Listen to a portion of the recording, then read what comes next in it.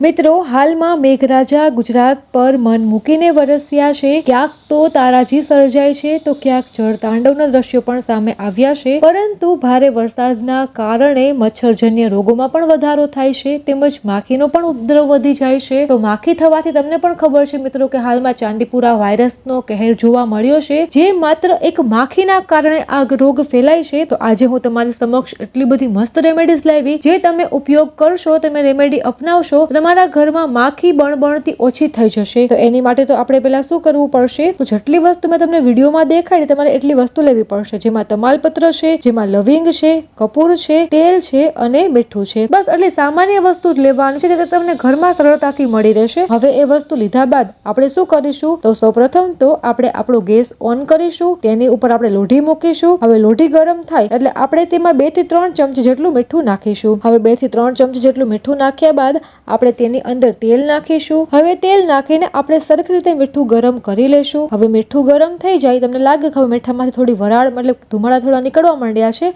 ત્યારબાદ આપણે તેની અંદર કપૂર નાખીશું 5 થી 6. કપૂરથી શું થશે? તો કપૂરથી જે મચ્છર આપણા ઘરમાં આવતા હશે, માખી આવતી હશે, તે ભાગી જશે, તે મચ્છર માખી દૂર થશે. ત્યારબાદ આપણે લવિંગ નાખીશું. તો લવિંગથી શું થશે કે લવિંગનો જે ધુમાડો છે એ મચ્છર અટકાવે છે અને માખી મચ્છરને દૂર કરે છે. એટલા માટે આપણે કપૂર અને લવિંગ નાખીશું. કપૂર અને લવિંગ નાખ્યા બાદ હવે આપણે 5 થી 6 અથવા તો 6 થી 7 તમાલપત્ર આપણે મીઠા ઉપર મૂકીશું અને વ્યવસ્થિત ગોઠવીને આપણે ગેસ બંધ કરી દઈશું.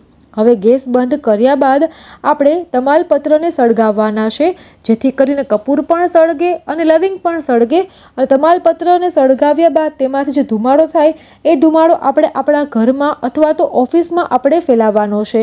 જે જગ્યા પર મચ્છરનો ત્રાસ હોય એ ખૂણામાં જઈને આપણે ધુમાડો ફેલાવવાનો છે, જેથી કરીને મચ્છર માખી દૂર થશે.